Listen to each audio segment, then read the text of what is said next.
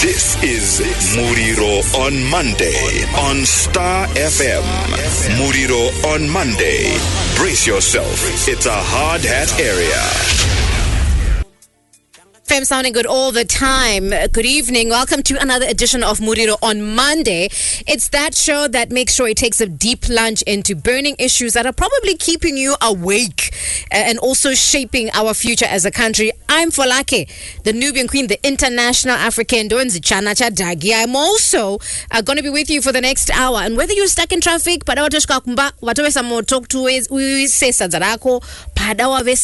in your fireplace, perhaps you are closing shop for the day. Maybe you are, stuck in traffic somewhere. Thank you so much for choosing us. Tonight, I need your ears. I think your mind as well as your voice.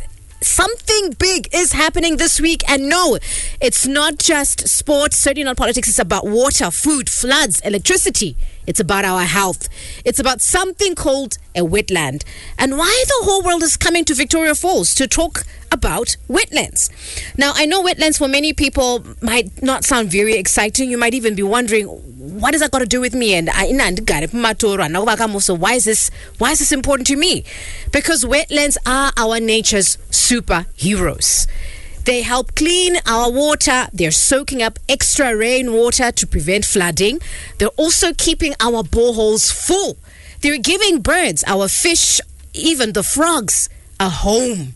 And every single year, they're giving the world nearly 47 trillion worth of services. Yeah, that's trillion with a big T. And yet, they're disappearing fast. We're losing wetlands 3 times and we are losing forest. And of course, Zimbabwe is no exception. Starting this week, we are seeing the world gathering in Victoria Falls for COP15 of the Ramsar Convention, one of the biggest global summits focused on protecting our wetlands. And yes, for you might feel as if COP15 sounds like something for scientists and ministers. And yet tonight, we want to understand and bring it closer to you, the commuter, the parent, you as a vendor, you as the borehole user, you as a ratepayer. Because if wetlands disappear, our water is going to run out, your kids are going to have to walk further, floods are going to be hitting us much harder, electricity might become less reliable, the cost of living might even go up. So tonight we want to be asking, why do wetlands matter? Especially this is what down. What's the big deal about Zimbabwe hosting this global summit and our wetlands being protected? Silently so, are they being destroyed? What are the laws saying? And is anyone following these laws? And most importantly, how do we turn this week's summit from just another headline into real action for us as a country? So tonight we're asking the real questions. As always, you get to come through and be a part of this discussion. Perhaps you also built in a wetland. We want to hear from you, understanding why do wetlands matter. And for us to have this discussion, what you and I as everyday citizens can do to protect these precious spaces. And most importantly, as I said, turning this conference into legacy for us as a country, action on the real ground. We're going to be having an amazing lineup. We will have Ronin Baira, he's an environmentalist, he's a wetland defender. We have Lisbon Chifunde, he's head of environment at the city of Harare. He's going to be joining us over the phone. Precious Shumba, no stranger to Muriro On Monday, director of Harare Residents Trust, is going to be joining us also in studio. Online, my apologies. Marvelous Kumalo, he's also a community advocate fighting for environmental justice. You too, as always, are part of the discussion. Tumira message yako no phone 0772 162 651. Where you are living, can you identify what a wetland is? Does it look like it's being protected, or does it feel as if there's some destruction going on? And as a community, are you involved? Should you be involved in protecting these places? 0772 162 651. Ndo patinenge tiripano right here on Muriro On Monday. Good evening. I'm Folake. This is Muriro On Monday on Star FM. Muriro On Monday. Brace yourself. It's a hard hat area.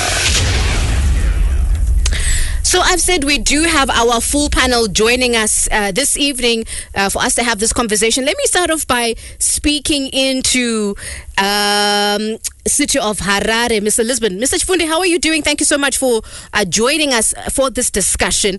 Where you are sitting as city of Harare, how important are wetlands to you as far as our urban planning is concerned, looking into water security and even environmental sustainability, Mr. Chifunde? Good evening.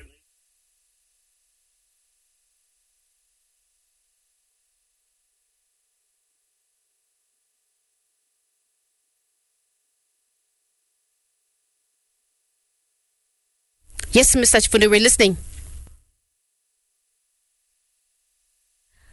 We seem to have lost Mr. Chifunde, and right in time for the news bulletin that's coming up at 7. It's Star FM sounding good all the time. We will continue this discussion straight after the news. We seem to have lost connection to Mr. Chifunde as we are talking about wetlands.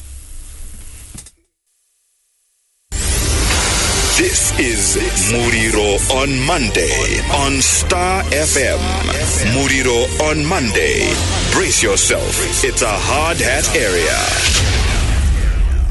It's 5 minutes after 7. Thank you so much, Uncle Senzo, for the news bulletin. He will be back again at the top of the hour. We were talking about wetlands before we went to the news right here on Muriro on Monday. I'm Folake standing in for Linda. And as we were going to news, we were speaking to Mr. Chifunde, who is the environmentalist coming from city of Harare. But Chifunde,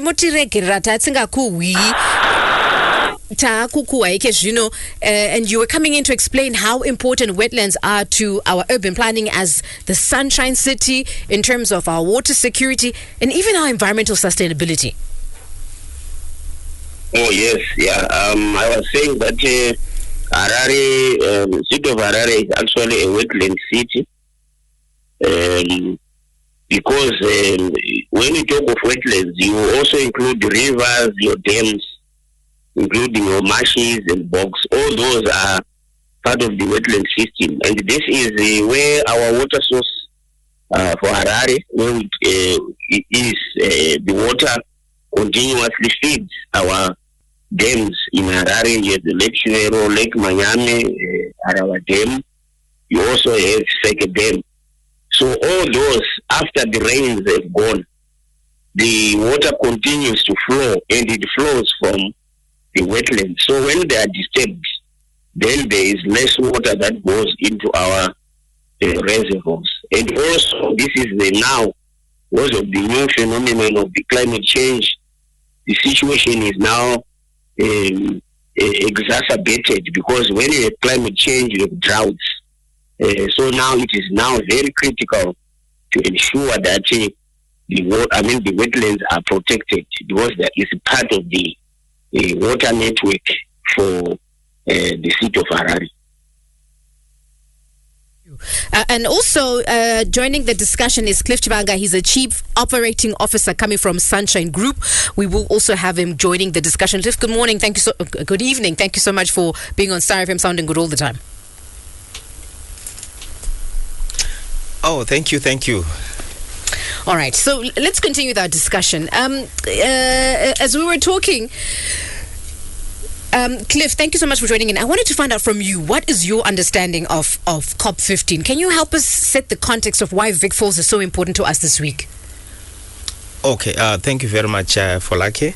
I think Vic Falls is quite a very interesting event that is being hosted by Zimbabwe, and I think it's a rare opportunity for our country to be hosting such a prestigious event. But I think mainly, if you look at the Conference of Parties, it's basically an event, a conference that brings together different stakeholders, but mainly looking at contracting parties, which is the member states that are signatories to the convention on Ramsar. So they'll be coming together, as well as also the other stakeholders that are also, the civil society, that also come to that process as observers to participate in that process. So I think this process is quite significant in the case that this year it's going to be looking at protecting wetlands for our common future. And I think it's quite a very interesting theme, given that the challenges of climate change that we are facing every day, and also the reality that we also have at home, that we are also now having challenges in terms of maintaining and restoring the Ramsar sites that we have in Zimbabwe, which is the wetlands. So I think it's quite a significant event, in the sense that the conversations will also be looking at livelihoods, because I think the conversation has to go beyond just the preservation of the wetlands, but also they have to look at wetlands and community livelihoods. And I think I'm happy that is one of the issues that are going to be discussed this year. Got you. Shumba Makaterera, from where you are sitting as somebody who represents residents, do you feel that communities are aware of the role of wetlands?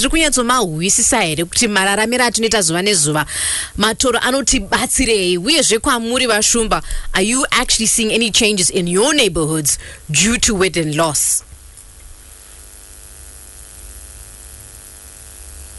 Precious, are you on the line? We seem to have lost Precious there. We're going to try and reconnect with him. But as you're listening in, do you feel as if you truly understand the role of wetlands in your daily living? If you think you do know, we would love to hear from you. 0772 162 651. What do you think the role of wetlands should be in our daily lives? Vachifunde regaiti toke kwamurichedza kubata zvevashumba tiwisa kusatu vagari nesuvo tiri kunyatsopabatisa here kuti akambokosherei matoro iwawawa. What are some of the main causes that you are seeing as far as encroachment into our wetlands muno Harare? Imise kanzuru murikuedza kuita sei pamusaka pezviri kuitwa izvezvizvi? What we are doing, we are currently, I think since October, we have been consulting all the stakeholders using the bottom-up approach, where we started off with the stakeholders in various communities, getting their views so that we develop an environment and climate policy, which would then guide how we should manage jointly, not just a city of Harare, but jointly with everybody, the wetlands. We also working with the government. We so far is a total of about 49 wetlands that have been gazetted, which means that they should not be disturbed. However, we note that there's been losses of these wetlands. As we talk now, about 50% of these wetlands have been impacted somehow, and we have started a program where we want to start a wetland restoration program, working with various stakeholders. Yes. Yeah.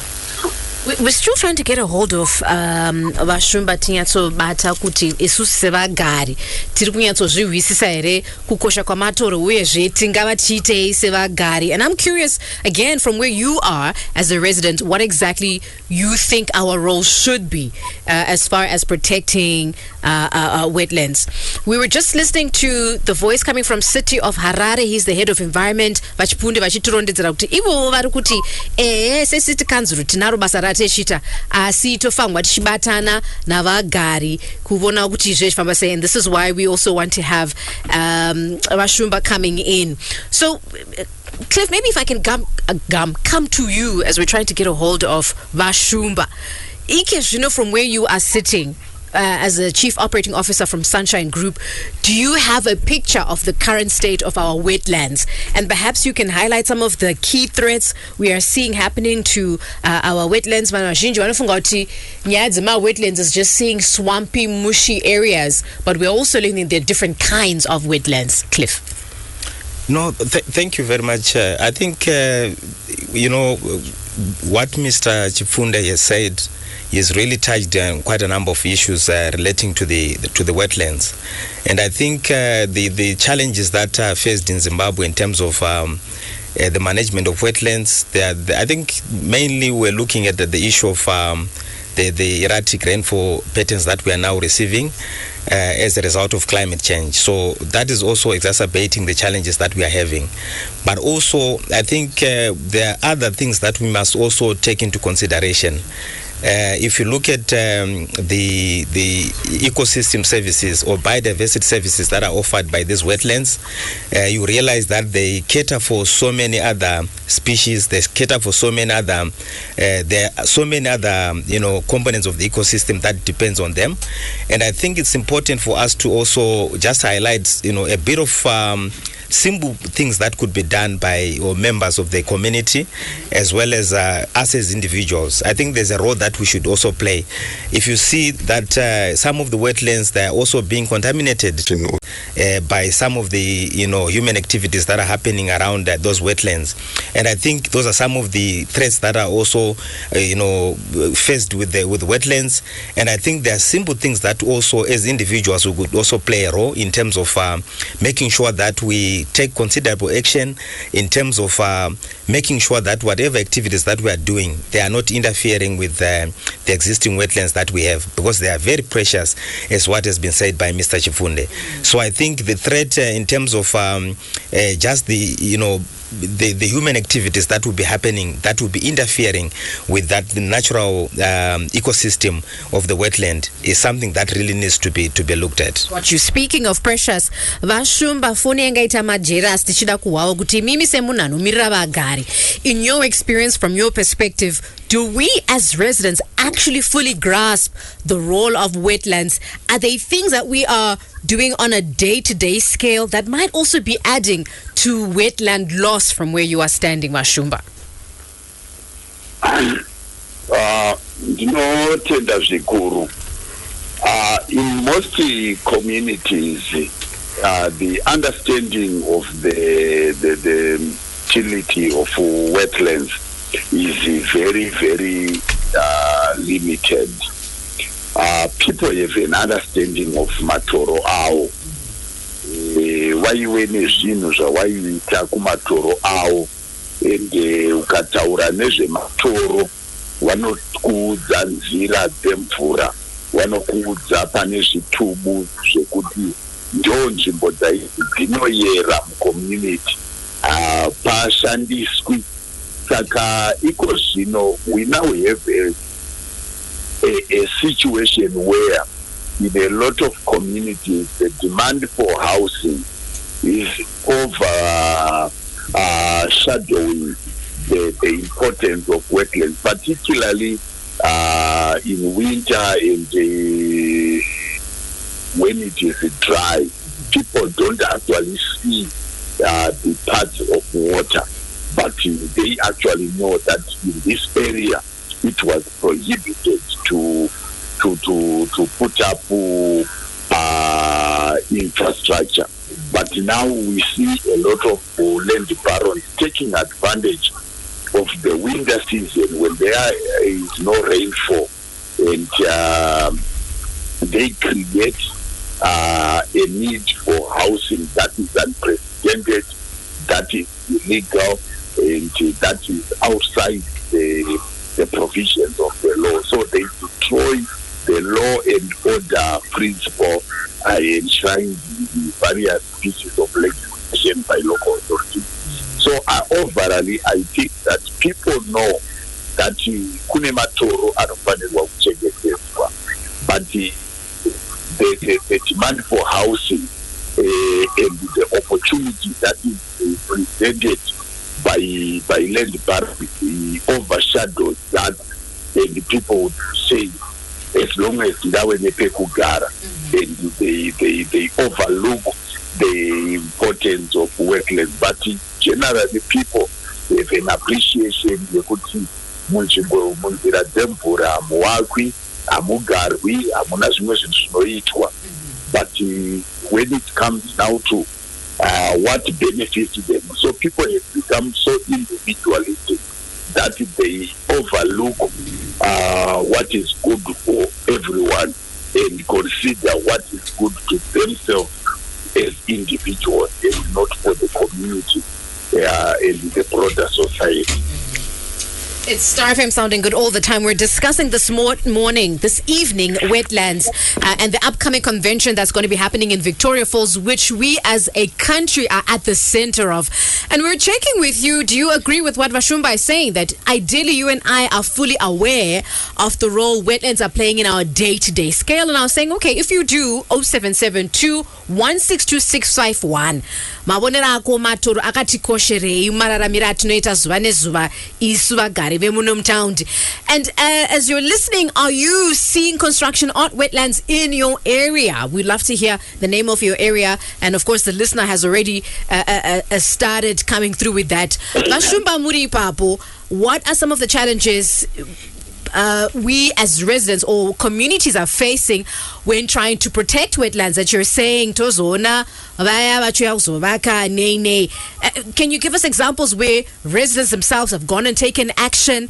And what is the sort of support they need from the city and other gatekeepers to actually protect these wetlands?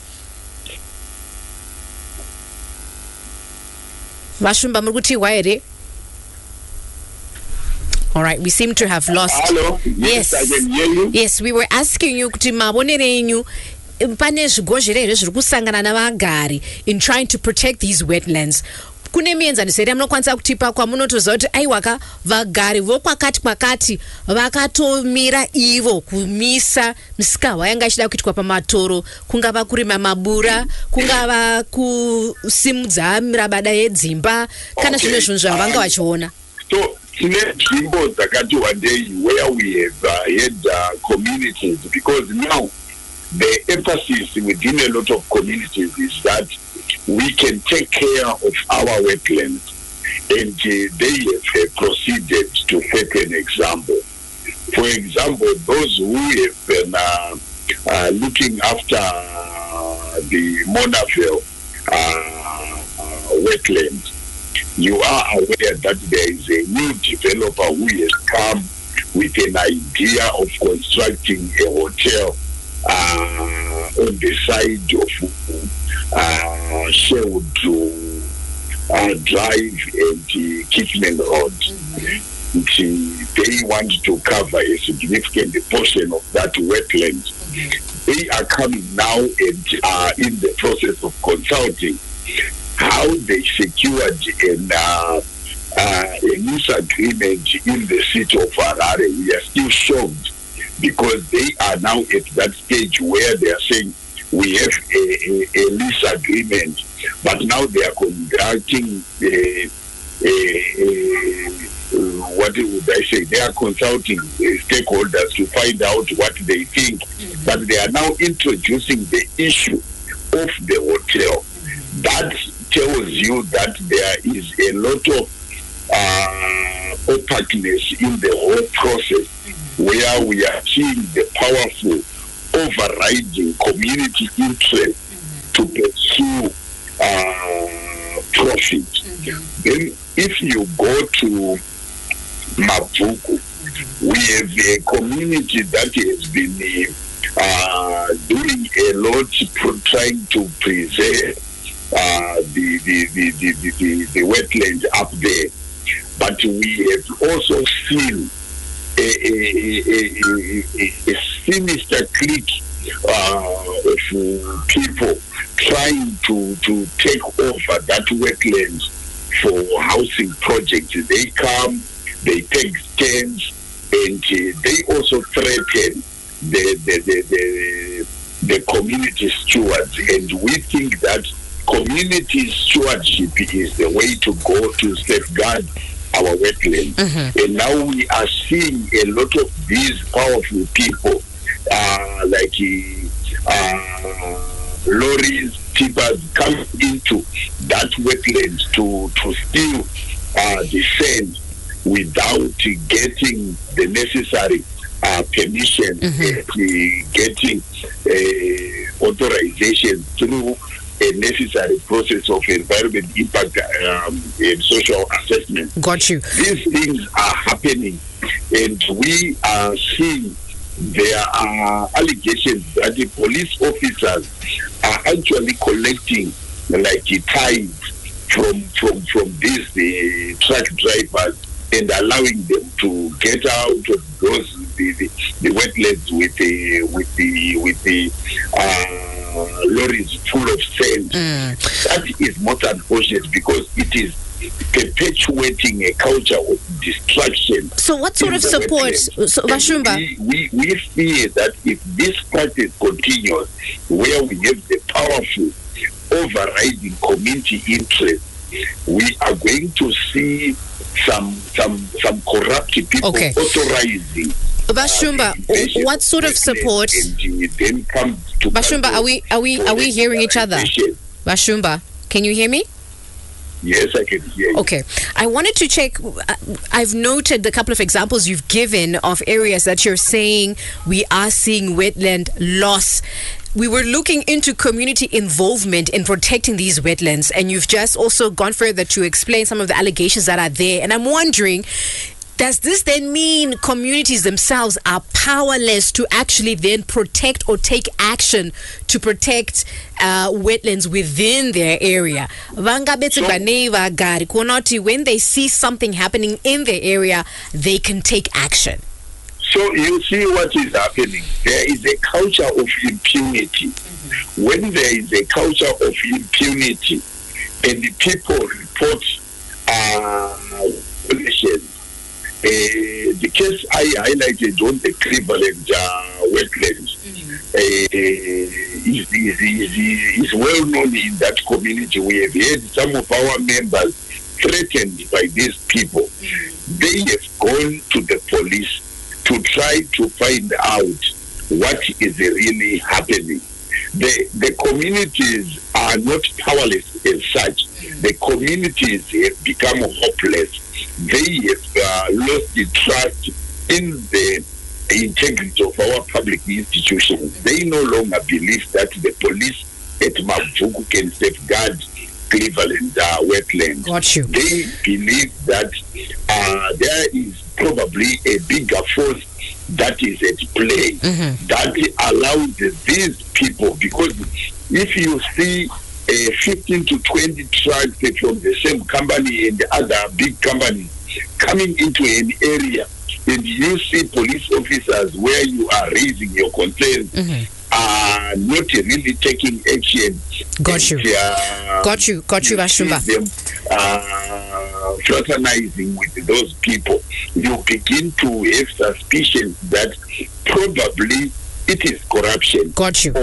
Just hold that thought, Vashumba. Let's have a conversation. It's Star FM sounding good all the time. We're speaking this evening about wetlands, trying to understand how they're important to you as a resident, but most importantly, reflecting on the big event that's happening starting this Wednesday in Victoria Falls, where Ramsar Convention, countries, over 170 countries coming together who are signatories to say we are going to be guardians of our wetlands across the country, and they're going to be coming together, catching up on what's happening, looking into new commitments that need to be making, gleaning into other cities like Japan, Botswana, in terms of their expertise and what they've been doing to involve communities, for example, and the sort of innovations countries like Japan has been coming into in as far as protecting their wetlands. And before we look into laws and the threats and even the realities on the ground, I was checking with you as a listener. I was checking with you wherever you are you seeing construction on wetlands in your area? And you've been sending us messages and names. And I was also checking with you, do you feel as if the average person, and these are some of the thoughts that you sent in before we proceed to talk to Cliff, who's in studio. Wetlands can be used for vegetable in dry season, and we get income. This is a very interesting thought, Cliff. I'm throwing this one at you so that you can respond. TK in Bulawayo, he says, every day we see big and approved construction companies, you say, bragging about being able to build on a wetland and making so-called special foundations. And I get surprised kuja asriwere matoro angashitagwa iwawawa arikutone kwachi kanganiswa maune. I think let's walk the talk. This is coming from Bulawayo. Also coming in, as residents, we do know the value of wetlands. The major contribution of wetlands is they help us avoid flooding. What we lack is exposure and education. We can construct on wetlands and still preserve them by adopting construction technologies that do not impede the movement of water. It even creates some scenic buildings. Cliff, I also want you to take note of this, and also Vajib Funde, as our urban planner and representing City Council, if you can also just take note of these comments so that you can also respond. 1020, Jakai, we have a developer who has taken over a wetland between Westminster and Quindon Road across Monavale. The main sewer lines are river protected. Protected fauna is already being altered. So thank you so much for sending in your messages around where you are seeing wetlands being changed. Why not have a team demarcate wetlands area across the country? This is coming from Hidman Makarutse. Great questions that you're throwing in there, and we have the right voices to answer this. So Cliff, I just want to, okay, here's another one that's coming. Shikai, along Longchen, you say you've seen some sort of changes that are coming in there. All right, Shikai, why are we quick to blame land barons? But a Longchen was built on wetland after getting approvals. You also give an example of Adelaide Park rivers being dumped with sewer by council, and you named a certain nationality here causing havoc there with their mining activities after getting approvals from EMA, from EMA and council. Sukaipa Newlands, there's a wetland already, has official developments. There are a lot of areas. Shikai pakavakwa pa Longchen yaive wetland paito gara green chateau yaive ne connection nema ancestors. This is very fascinating. Shikai isu takakura tichira mpunga uya wairimwa kumatora asi mazuvano hatichauzivi inyaya yamatora iwaya avakuinda achipera. This is coming from AL in Lockingva. You're listening in to Star FM, sounding good all the time. Cliff, I just want you to come in here. You're hearing some of the responses and the feelings that the residents, that the community has. Pavari kuona parukanganisiwa matoro, vamwe vari kuona kuti matoro aripo kuti tirime murivo tigola tigoita mari. From a legal point of view, Cliff, and also as you will, as we go along, pick on some of these thoughts and questions that are coming in. What would you say is the current state of our wetlands as a country? What are the major threats that we're facing today? Some statistics are saying Harare and Chitungwiza have already lost at least more than half. More than half of our wetlands in Harare and Chitungwiza have already been compromised, Cliff. Oh, thank you. I think these are very interesting comments that are coming from the listeners, and I think some of the comments that are talking about climate smart, agriculture or farming. There could be, bordering around the conversation around the wise use of wetlands, which is a concept that was talking about sustainably managing these valuable ecosystems in a manner that would then maximize their potential benefits while ensuring that their long-term health and functionality sustained. So, from some of those comments, you could see that it could be an issue to say, can there be wise utilization of these wetlands? Mm-hmm. And I think to some extent there are, ways in which that can be done. And I think in some areas it's actually practiced in different, rural setups and rural communities, where you have activities like fishing activities that happen there, which is controlled, which is done at a level, a sustainable level. You also have some, agricultural activities that are done, but that does not tamper with that ecosystem. So whatever activity that is done, which is sustainable within that the context of the wetlands, which does not disturb the wetland, which ensures that the functionality and the health of the wetland is sustained. I think those are some of the things that could be looked at, because sometimes when there are those activities that are happening, those people who are also deriving a bit of value from that ecosystem would then form part of the people who are also protecting such wetlands. Because I think that's one of the major things things that must be looked at to say, how then do we sustainably manage these wetlands so that these competing developments that are coming in, they will not just come in because some people take wetland as idle land, and so for them they do not see any reason or to maintain them.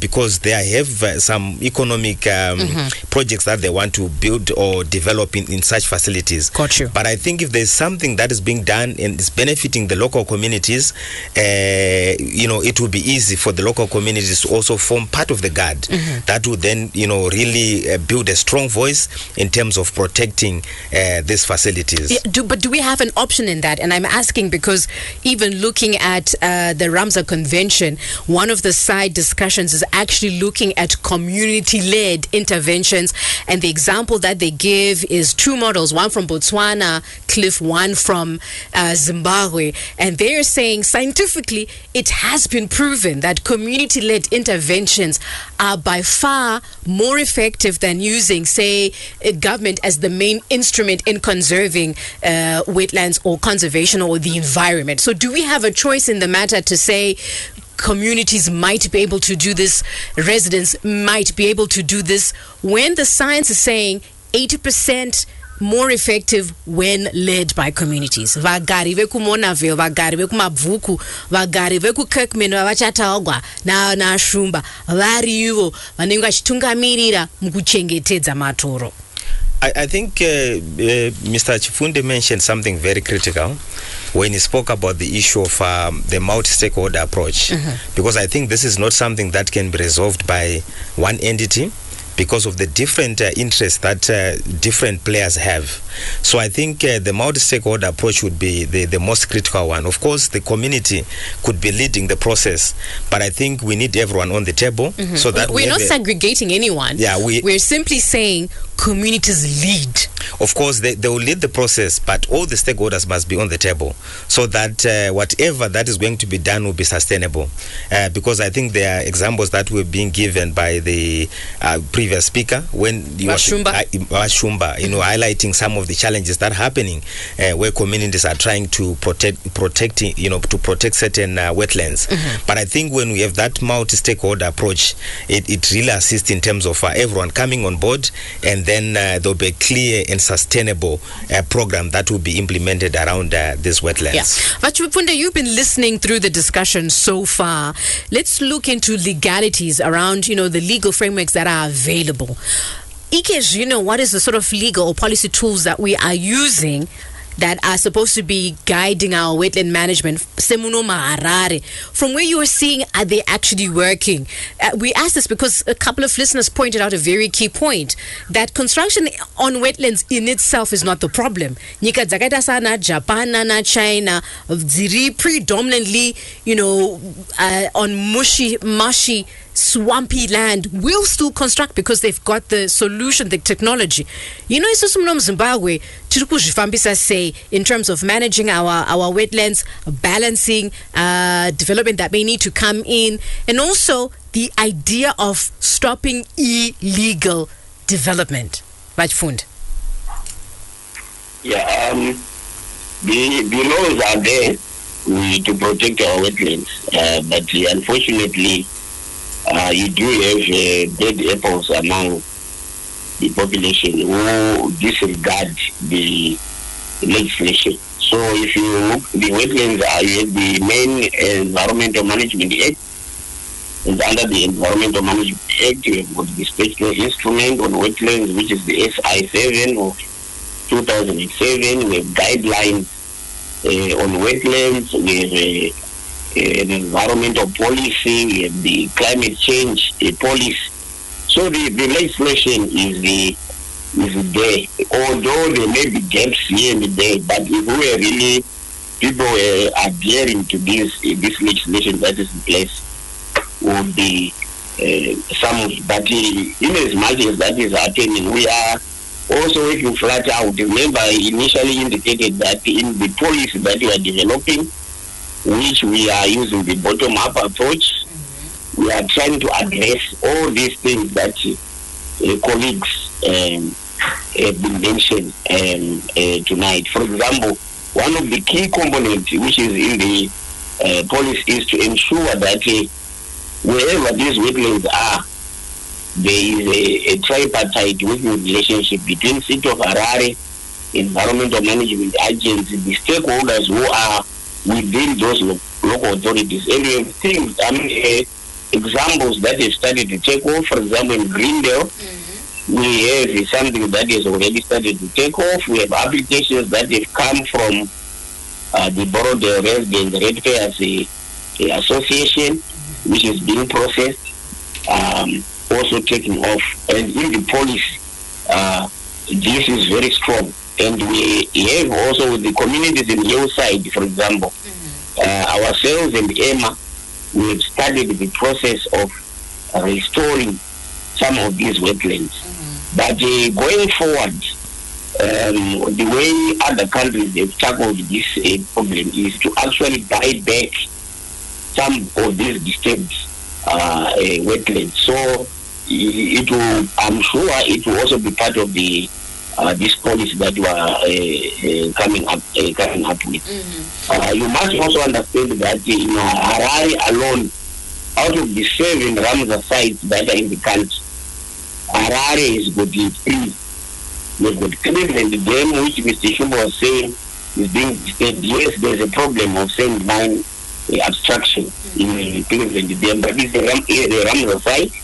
What it means is that it is, once it is declared a Ramsar site, it means that attention in terms of protection is escalated. Monaville is also one of the Ramsar sites, and then we have Lake Chivero and Manyani. But we must understand that there are so many challenges that we have to deal with.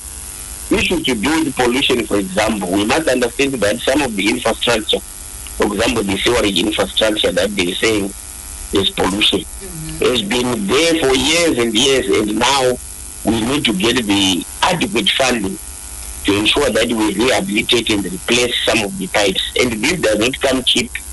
It requires a lot of money. We also understand that the residents, we need to take interest with the wetlands that are in their areas. And as City of Harare, we are driving an agenda to ensure that the communities get involved, and also with the partners and so forth.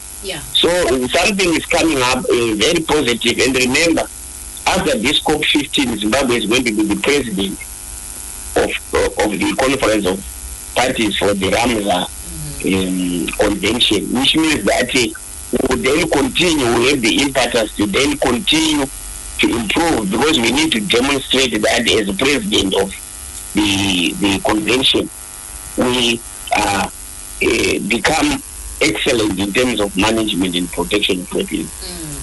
Star FM sounding good all the time. Very interesting thoughts that are coming through here, and we're going to be taking them. But Shumba, you were also listening in, and I'm going to throw a similar question to you around community-led or community resource management. And the much research has been done to suggest that when you put the community at the center of driving solutions and resource management around conservation, around wildlife, you are much better able to protect and preserve the community beyond just expecting government or legal tools to come up with. And some examples which you might be aware of may include what we as Zimbabwe call the guardianship approach. Kune inonzi community resource management crema, wekuti vagari ndo vachachengetedza kuti whether it's ecotourism, whether dziri mhuka dzirimo mumu, vanhu vemudunhu imomo ndo vanenge vachichengetedza, making sure that whatever needs to be done, they understand the why they're doing it, right?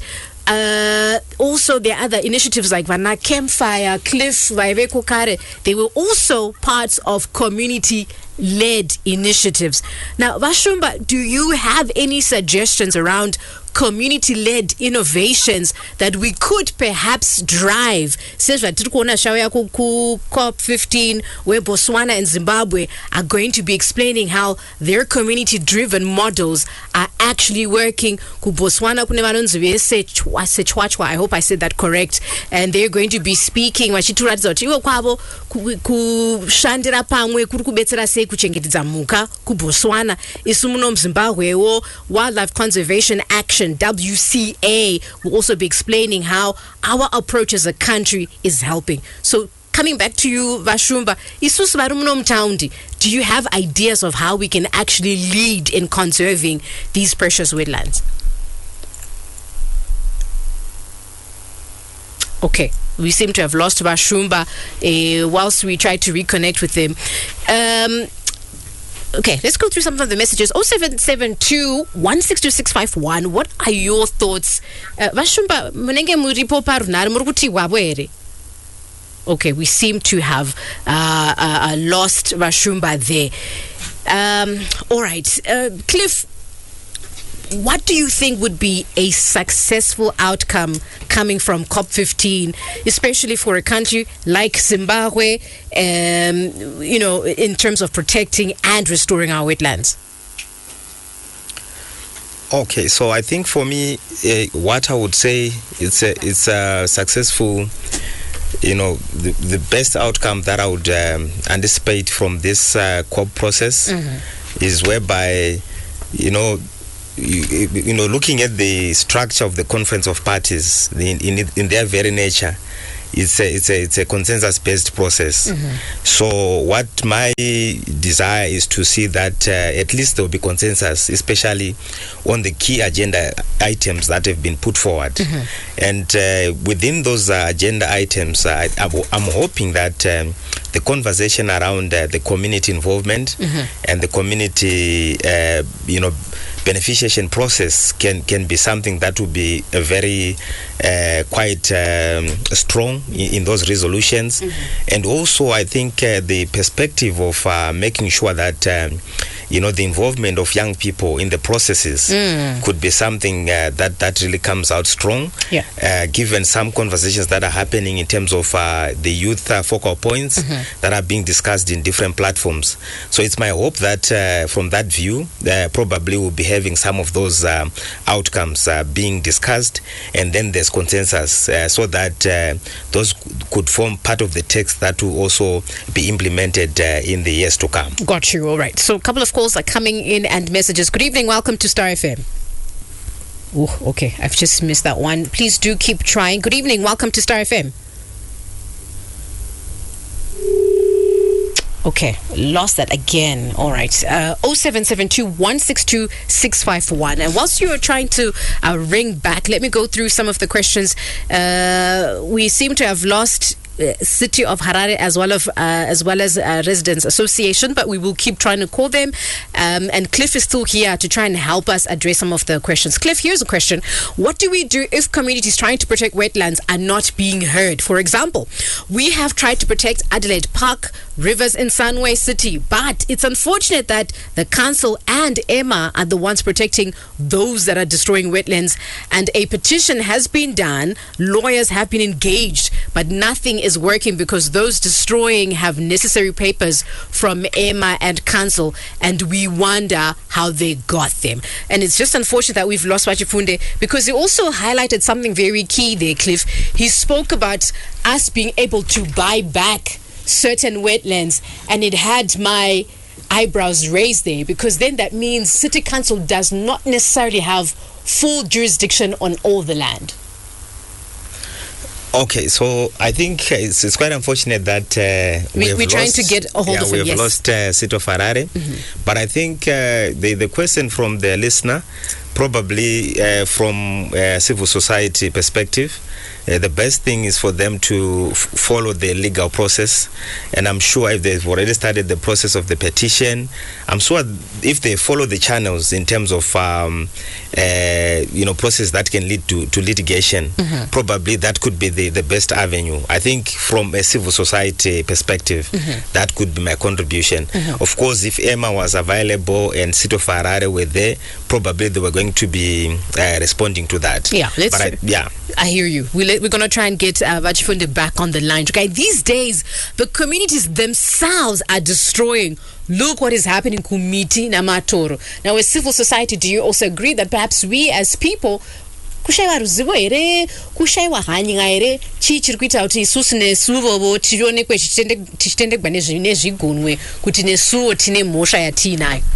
Yeah, I think I would on that point, of course, I would agree with that, because I think our level of ecological civilization, it's a bit of a challenge, because if you look at the basic things that you can just use to measure, the way we relate with our natural resources, and in that regard, there are issues of pollution that have been spoken about. There are people who even stay close to wetlands. Sometimes they can even go and dump their waste right into the wetland. So by just doing that, it really demonstrates that the mindset of some of us, people within these communities, we might also have a challenge.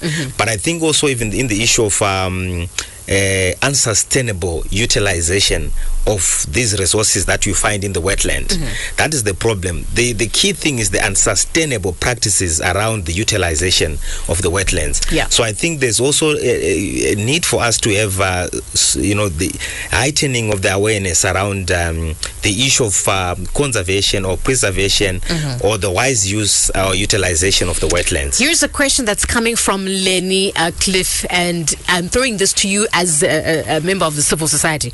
Hansi, what are we going to do kune vanhu vekanzuru, for example, vari kutengesa ma-stands in wetlands? Yeah, of course, that one was going to be, better placed to be answered by Sito Ferrari. But I think, like I indicated for Lake, I think if there is any activity or if there are any allegations of corruption or allegations of wrongdoing, the best way is to follow the legal process. And I think we are, we have the legal instruments in place that empowers people to follow certain channels. And Let's be clear, Cliff. Yeah. Is our wetland protection saying it is illegal to build on a wetlands entirely, unless, or is it saying you can, provided you meet certain conditions? Yeah, of course. Now, if you look at what was explained earlier, the issue about the Ramsar sites, those ones, they're a different, there's a different conversation altogether in terms of their protection and their status. But there are also other, types of wetlands that could be there, where, of course, I think there are processes that must be followed. And that's why you have the process of your environmental impact assessments. After those processes, I think there will be recommendations in terms of what is doable within that piece of land. But I think in most of the Ramsar sites that are protected, I think there is a special treatment that is placed on them. Got you. Yeah. We're almost coming to the end of our show. Vachifunde, we have you back on the line. We'd lost you there. And a question that came in, I think aligned with something that you said when you were speaking around the issue of, you said in other countries they're moving towards buying back wetlands. And I was saying to Cliff when we'd lost you, there is an implication in that statement to say, since City Council as is does not own all the land. And I was hoping you'd clarify that, because there's a listener who then comes through and says, but what do we do if we as communities trying to protect wetlands are not being heard? Adelaide Park Rivers in Sunway City, but it's unfortunate that the council and Emma are the ones protecting those who are destroying wetlands, and a petition has been done through lawyers and have been engaged, but nothing is working because those who are destroying have the necessary papers from Emma and council.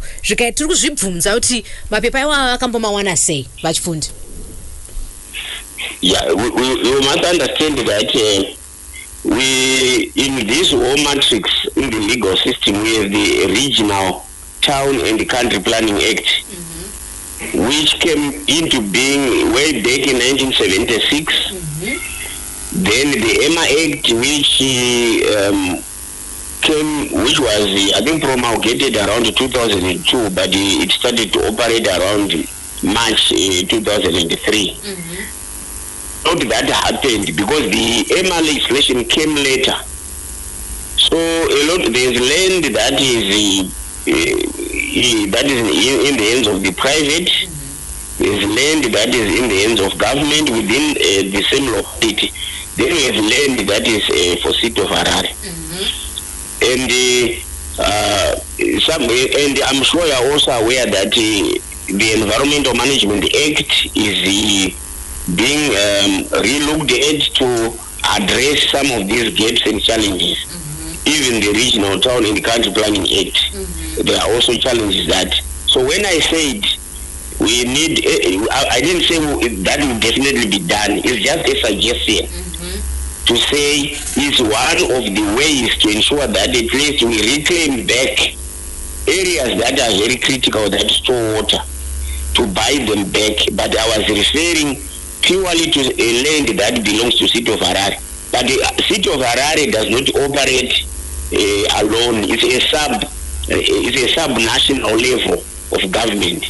With government at the top, you have the provincial systems in place, then we have the local authorities. So it has to be a tripartite arrangement. Sorry, vachifunde chirungu chinenge involves everyone. Yeah, vachifunde chirungu chinenge chandiposha, because ndawasemati we would have to buy back the land. And I think you also said, but this is applicable to land that belongs to city council. So now I'm confused. Why would you need to buy back your own land? Remember some of the land, for example, when you do a development, when you issue a development permit, it's now in the hands of an individual. Say we have given you a permit to develop yourself. Well, then you have to negotiate with you and buy back. Yeah. Yes, that's what I'm referring to. Yes, it's City of Harare land. Okay. But once it's occupied and development have happened, it means you have to compensate. Got you. That you reclaim some of these key critical assets. Because I tell you, for example, in 2019 to 2020 season, one of the water sources for Harare, the second dam, actually dried up. And also again, 2 years ago, that situation recurred. So it means the risk to diseases and so forth will continue to escalate, right? Because the frequency of droughts is also increased. Got you. Only because of the interest of time, we're going to have to pause our discussion today. But Ramsar is coming from the 23rd of July all the way until the 31st. Spotlight is going to be us as a country, and more importantly, what legacy can we build out of this around our own wetlands, but also our participation in this discussion. So much, Funde, let me begin with you as we are rounding off. Are there any ongoing or upcoming restoration projects that are underway, particularly with you leading as city council, that you can tell us about? Yes, I mentioned it. Yes, we're going to start off with the Yeu site. Wetland, we from Okemat going up to where we have the Nessan, that area, including the residents that are with abutting properties around that wetland. We are going to start off with that one. We have already the council, we have a report that is before council to adopt the agreement between ourselves, environmental management agents, and the residents around that area. Okay. So that they then become part of the way of controlling and also managing the wetland. We would then also be encouraging partners to come in other areas, also be moving to other areas, but this cannot be done in 1 year. It will be done in phases because it requires a lot of resources, and we'll be calling partners and the funders to also be chipping in. Got you. There is interest also to do that. Got you, because I need not mention organizations that have shown interest to partner it, but we don't want to do it alone.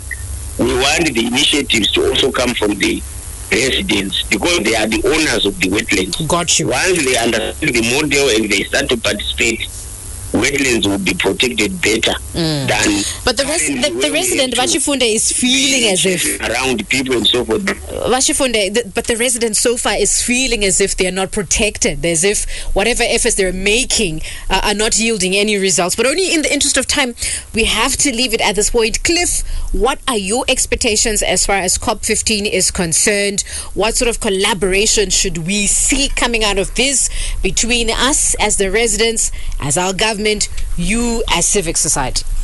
I think from a civil society perspective, we are also looking forward to also learn quite a lot from the exhibitions and showcases of best practices from other countries that are leading in terms of the protection of wetlands. And I think we're going to learn a lot during the participation at the COP, as well as looking at the side events. There are a lot of showcases that will be done there. So I think for us it's just to look at the perspective where we say some of these opportunities that are being put forward by Mr. Chifunde, how do we participate as different stakeholders to ensure that we are working together with our government and our local authorities. And to you listening in, do you trust that COP15 resolutions will reach your community? And as we round off, what would your expectations be of COP15 for us? It is Star FM sounding good all the time. And this brings our discussion to an end for today's Muriro on Monday. We've heard about the policy gaps. We've heard about the local action. We are hearing about how Ramsar in itself is offering global hope. We are hearing about your struggles as a community. All these things been linked to something that seems simple but actually isn't simple. A wetland. If your community has a wetland story, success or struggles, we certainly would love to hear about it. Continue to tag us in your conversations if you can. It's Star FM sounding good all the time. Coming up next, it's Faith on Trial, straight after the news. The drug. This is Muriro on Monday on Star FM. Muriro on Monday. Brace yourself. It's a hard hat area.